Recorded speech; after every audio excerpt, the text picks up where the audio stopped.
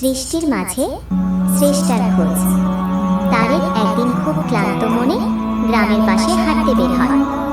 চারদিকে ধান ক্ষেতের সবুজে চোখ জুড়িয়ে যায়।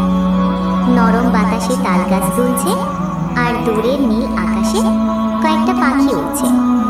একটা ছোট পুকুরের পাশে বসে সে ভাবতে থাকে, আল্লাহ কি অপূর্বভাবে এই পৃথিবী সাজিয়েছেন। পথে হাঁটতে হাঁটতে সে পৌঁছয় এক শান্ত নদীর ধারে। সূর্য তখন পশ্চিমে হেলে গেছে, আকাশ লালচে সোনালি রঙে রঙিন। সে কিছুক্ষণ চুপচাপ নদীর বুকে সূর্যাস্তের প্রতিচ্ছবি দেখে।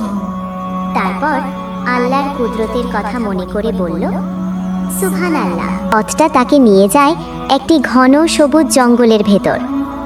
বড় বড় গাছের ফাঁক দিয়ে সূর্যের আলো পড়ে যাচ্ছে পাতার ফাঁকে ফাঁকে।